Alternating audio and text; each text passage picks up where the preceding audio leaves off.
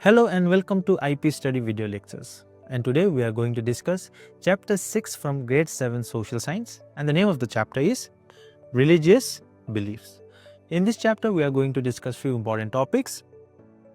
Firstly, the idea of Supreme God, the Sufi movement, the Bhakti movement, Nathpanthis, Siddhas and Yogis, and lastly, the legacy of Bhakti and Sufi movements. So before we discuss the chapter, let us have a brief introduction regarding this chapter. As we can see, or as we know, that during the medieval period, different religious belief and group emerged, such as Sikhism, the Bhakti movement and Sufism. So these movements, it emerged during the medieval period, and it was during this period there were some efforts done, or some efforts were made to reform the caste-based rigid Hinduism, because we know at that time Hindu society was suffering, or it was full of caste discrimination and the caste system. So some efforts were made to reform the Hinduism. Okay, and in this period we see the role of important saints like Kabir, Guru Nanak, Mirabai, and these saints, they preached the concept of oneness of God. Okay, the concept of oneness of God and equality among human beings. So now let us discuss the first topic of the chapter, the idea of Supreme God. So we know before the rise of large empires, okay, we had different groups of people who had their own god and goddesses. So they had their own local, it can be local or it can be mainstream. So they had their own beliefs, they had own culture, and they had their own god and goddesses. With time, the trade expanded, cities grew, and empires also expanded. As such, new ideas, they began to spread from one region to another. So now different ideas and different beliefs, they actually moved, or we can say spread from one place to another. And one such popular idea was the belief in the cycle of birth and rebirth. So what does this idea or belief is about? So in this belief, people believe that every living being, it goes through different or many lifetimes, doing both good and bad deeds along their way. Okay, so it believes in different or many lifetimes where living beings, they commit both good and bad deeds. On the other hand, there were other ideas also, or other groups who believed in the idea that not everyone or not every living being is born equal. Okay, as such, the individual social status depends on the family or the caste they were born. Okay, so they believe that not everyone is equal, and the caste or the family in which that particular person is born, it actually determines their social status. So this was one of the ideas or belief. However, not everyone believed in these ideas. Some also believe in the teachings of Buddha or Mahavira. And what did they preach? They preached that individual or people can rise above social differences and escape this cycle of birth and rebirth through personal efforts. Okay, so they said that personal efforts or individual efforts can actually help them escape this cycle of birth and rebirth and rise above social differences. On the other hand, many people were drawn or attracted to the idea of Supreme God. So this belief or idea states that there is a Supreme God, and if Supreme God is worshipped through devotion, it can actually help people set free from the cycle of birth and rebirth. Thus, devotion or worshipping the Supreme God can help people free from the cycle of birth and rebirth. And it is also described in the Bhagavad Gita, and this popular idea become more popular during the Common Era.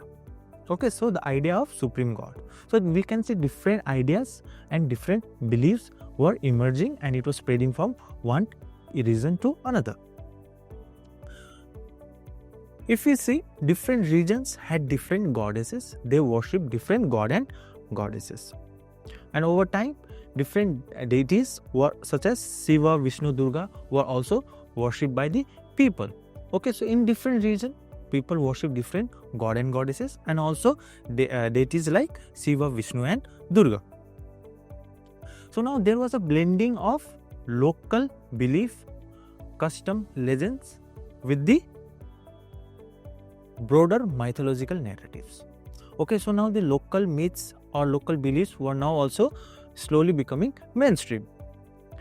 Now the worshipping methods, okay, which was recommended in the Puranas, were also introduced to these local groups. So group of people who were not familiar with the Puranas or the different rituals, now they were also made familiarized, or they were getting familiarized with these methods also. Okay, now gradually Puranas, they also emphasize that the divine grace, okay, an individual can receive divine grace irrespective or regardless of their caste. So individual is able to receive divine grace, and it does not depend on the caste of the particular person. Okay, now the idea of bhakti or devotion to God become very popular, and it became very popular as such that Buddhists and Jains also started to adopt these ideas. Now let us discuss the second topic, that is the Sufi movement. Okay, so who were the Sufis? Sufis, they were the Muslim saints from Persia and Arabian countries. Okay, they were Muslim saints who actually belonged to Persian or Arabian countries, and they were progressive thinkers who lived a very simple life. Okay, they were progressive thinkers and they lived a very simple life, and they followed the principle of Holy Quran. Okay, they believed and followed the principle of Holy Quran, and Sufi movement in India promoted friendship between Hindus and Muslims. Okay, so they believed in friendship and brotherhood of different religions, especially the Hindus and the Muslims, and they also believe that God is present everywhere. Okay, so now let us discuss the Sufi orders. So Abu Fazl, he provided a list of orders in India in the form of silsilas or orders. Okay, so the important silsila in India were Chisti, Qadriya, Naqshbandiya and Surawardiya. Okay, so these silsilas were actually led by an important saint who lived in hospice along with his disciples. Now let us see the musical aspect of Sufism. So the musical aspect of Sufism is also called Sama, and the Sama poetry is mostly sung in the form of Qawwali. Okay, so Qawwali is a form in which the Sama poetry is sung, and it is accompanied by different musical instruments like dholak, tabla, sarangi, harmonium and sitar. So the musical aspect of Sufism. Now let us discuss some important order or silsila in India. Firstly, the Chisti order. So the Chisti order, it was introduced in India by Khwaja Moinuddin Chisti. Okay, firstly he lived in for some time in Delhi, Lahore, and then he reached Ajmer in 1191 CE. Okay, where he established or set up a place of worship. Okay, and there he preached or he taught about the message of universal love and brotherhood. So he taught about universal love and brotherhood, that everyone is equal, and because of his teaching, many people or devotee was attracted, and many people actually visited that place. Even after his death, devotees, they started gathering at Ajmer in an annual event which is called Urs, okay, at Ajmer. So it is an annual event when the devotees of Khwaja Moinuddin Chisti, they meet or they go to Ajmer, and that event is called Urs.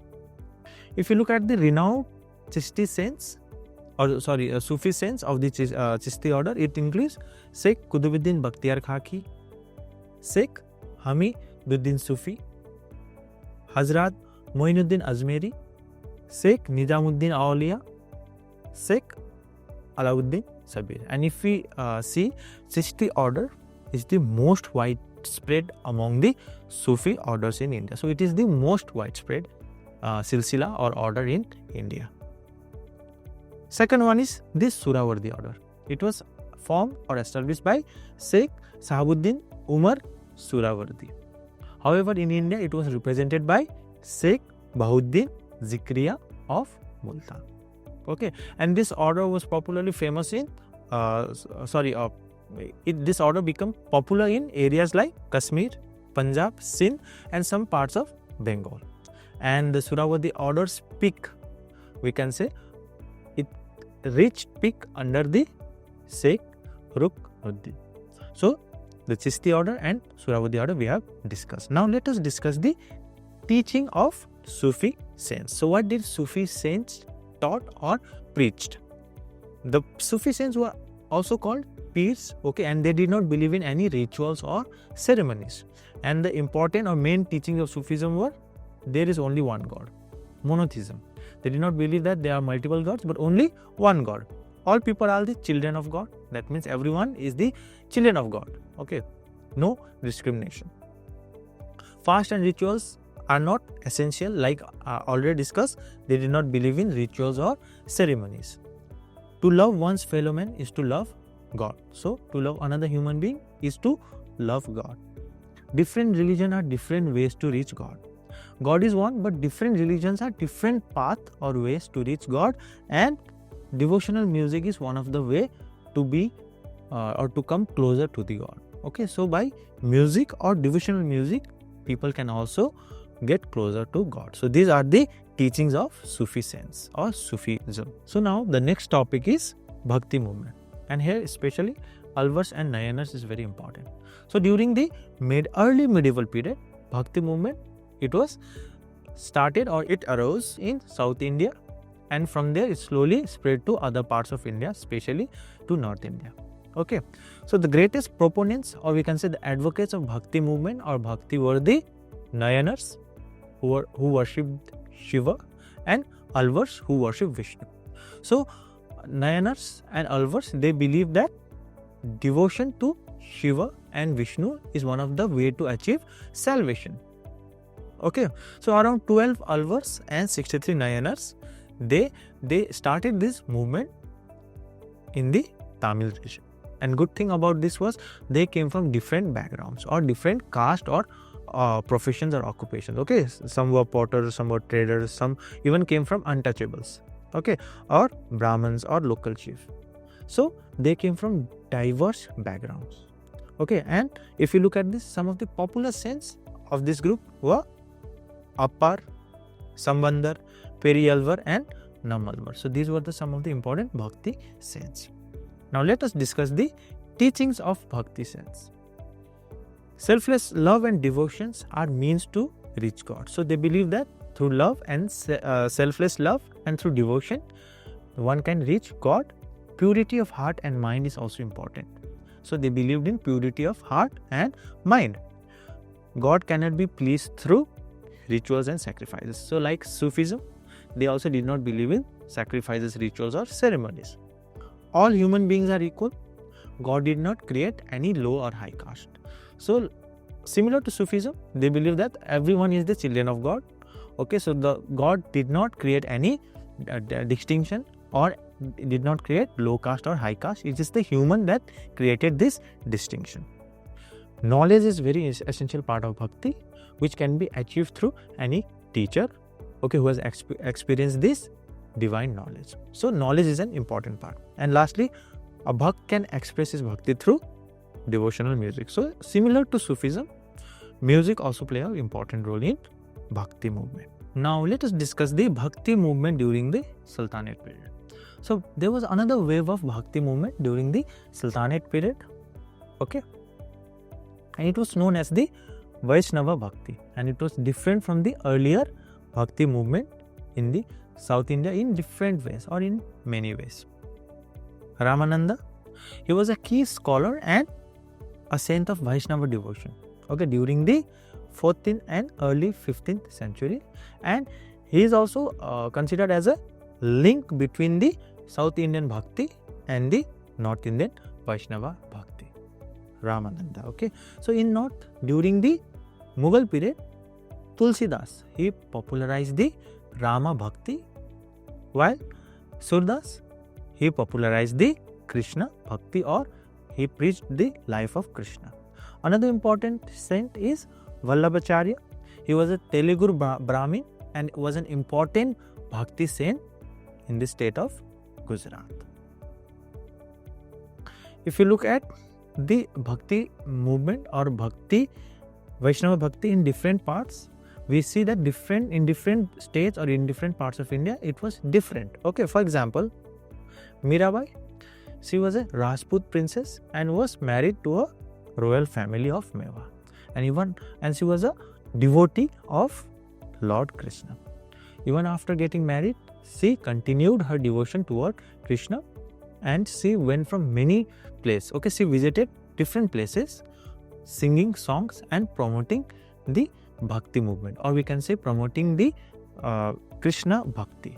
Okay, and when she reached Dwarka, she composed many songs in Gujarati. As such, her contribution in the devotional literature of Gujarati is immense. So the teacher of Mirabai was Ravidasa, and she also gave a message. And what was the message? Neither birth nor rank is a way to experience the presence of God. It can be experienced only through love or bhakti. So Mirabai is an important saint, we can say, who promoted bhakti. Next comes Chaitanya Mahaprabhu. He was born in Bengal and is one of the renowned bhakti saint and reformer. Okay. Similar to Mirabai, he also popularized the Krishna Bhakti or the worship of Lord Krishna. People from different caste could actually join his movement or can become his devotee. Okay, and he believed that through love, through songs and through dance, one can experience the presence of God. So this is the Bhakti movement in Bengal. So now let us discuss the Bhakti movement or Vaishnava Bhakti movement in Maharashtra. So like other Vaishnava Bhakti movement, the Maharashtra Bhakti movement or tradition, it also drew its inspiration from the Bhagavad Purana. In addition to this, they were also inspired or influenced by the Saiva Nathpanthis. Okay, and this particular group was famous or popular in the lower classes of Maharashtra during the 11th and 12th centuries. They also wrote many texts in Marathi. Let's talk about important saints. Sant Dhyaneswar or also Janeswar was a pioneer Bhakti saint of Maharashtra. Okay, he also wrote an extensive commentary on the Bhagavad Gita and it is popularly known as Dhyaneswari. Why it is important? Because this is one of the earliest work in Marathi literature and also serve as a foundation for Bhakti ideology in Maharashtra. He also wrote many hymns called Abhangs. Okay, so he taught this belief of one formless God and the only way to reach God was through Bhakti. He did not believe in any caste distinction. So this is the Bhakti movement in Maharashtra. Now, so apart from Dhyaneswar, we also have Namdev as important Bhakti saint from Maharashtra. So Namdev is considered as a link between the Maharashtra Bhakti movement and the North Indian monotheistic movement. He wrote hymns or Bhakti songs which has also been included in the Adi Granth. Other prominent Bhakti saints from Maharashtra include Eknath and Tukaram. Now let us discuss the Virasaiva movement that originated in Karnataka. So Virasaiva movement, it was led by Bhasa Bhanna and his associates such as Alama Prabhu and Akka Mahadevi. Okay, it began in Karnataka around 12th century. So what did they believe in? They believe in equality of all people and they opposed caste system, mistreatment of women and idol worship. So this was the Virasaiva movement in Karnataka. Now let us have a discussion on the case study of two important saints, Saint Kabir and Guru Nanak. So Kabir, he was by far the most popular Bhakti saint, okay, and he spread Bhakti or we can say Bhakti movement in North India. He was weaver by profession, okay, So a weaver by profession, and he preached in the neighborhood of Varanasi. What did Kabir preached or taught? He preached that noble deeds, purity of conduct and clean mind is one of the way to reach God. He rejected different rituals and caste system. Okay. He promoted Hindu-Muslim unity or brotherhood between different religions, especially Hindus and Muslims, as his devotees and followers came from both the religion.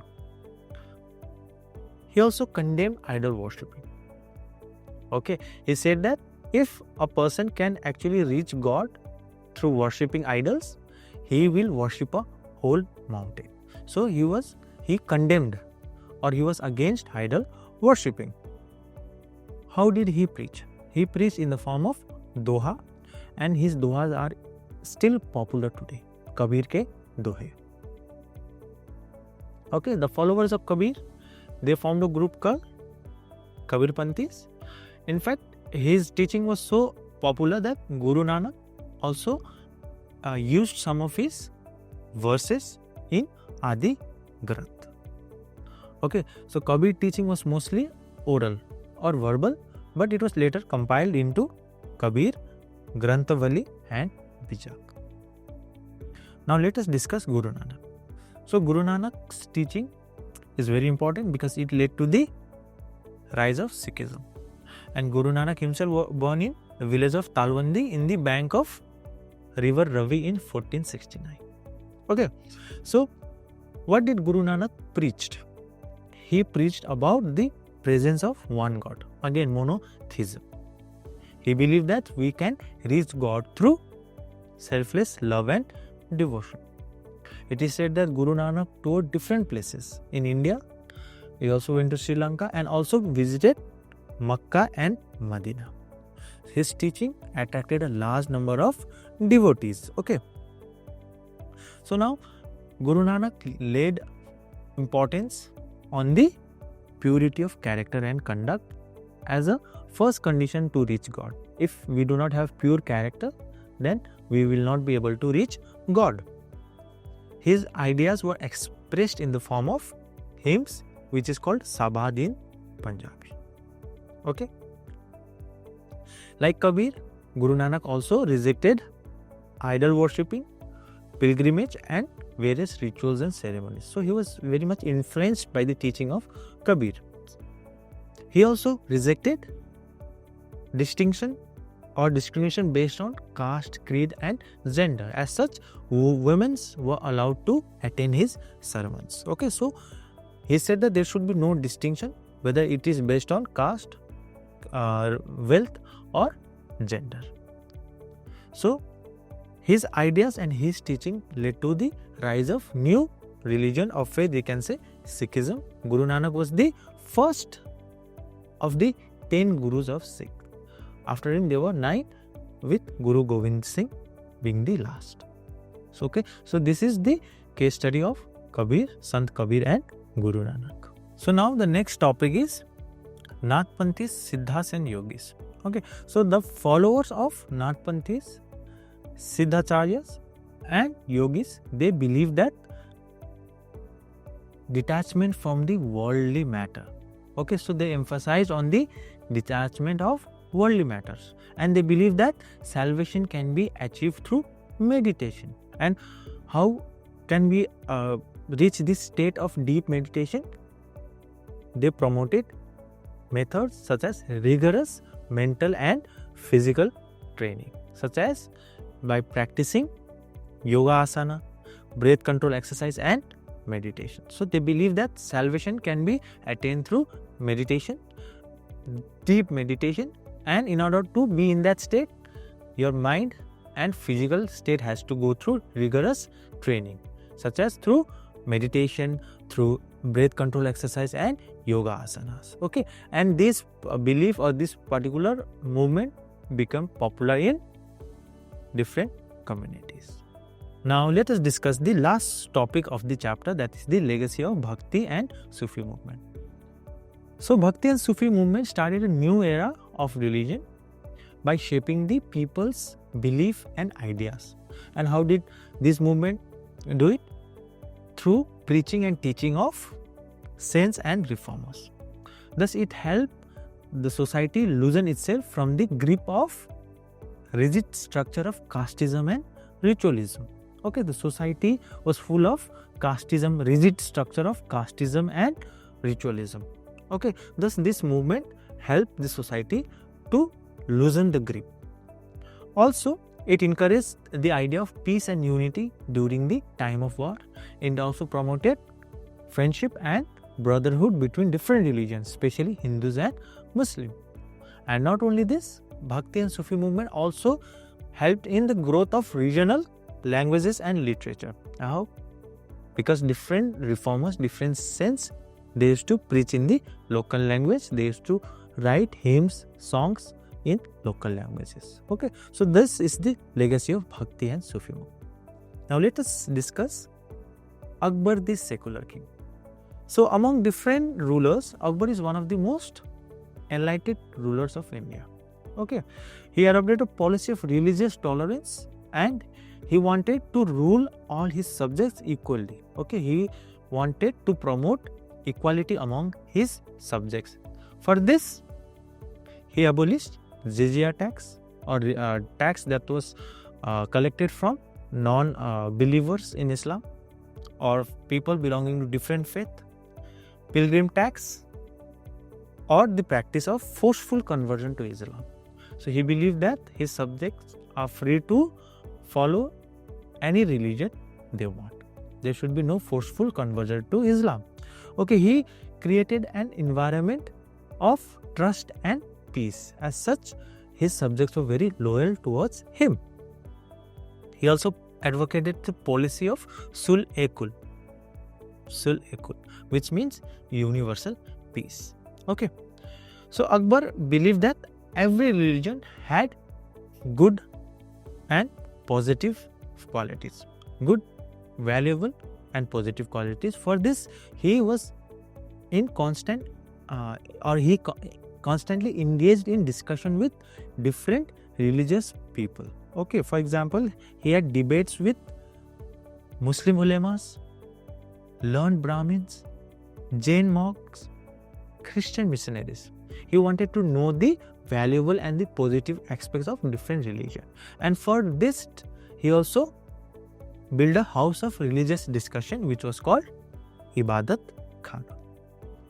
And so in 1582, he issued a new religious order which was called Din-e-Ilahi, or divine faith. And it was more like a moral code than a religion. And even in this, it was not forceful. People who wanted to follow this were free. Okay, he did not forcefully put this or implemented this on his subjects. Okay, and in this Din-e-Ilahi also, in this faith, there was no rituals, there were no priests, and it was also not compulsory. Thus, Akbar gave full freedom to his subject or the people living in his empire, and they could practice any religion of their choice. Thus, we can say Akbar was a very secular king. So, with this, I end the chapter. Okay. So, now let us recall some important points that we have discussed in this lecture. Firstly, India saw emergence of the belief of Supreme God, the idea of Supreme God during the medieval period. The Bhakti movement started in South India and then slowly spread in North India. In 13th century, Sufism became an universal aspect, okay, of the entire Muslim community. The Virasaiva movement, it advocated for social equality and it rejected the caste system.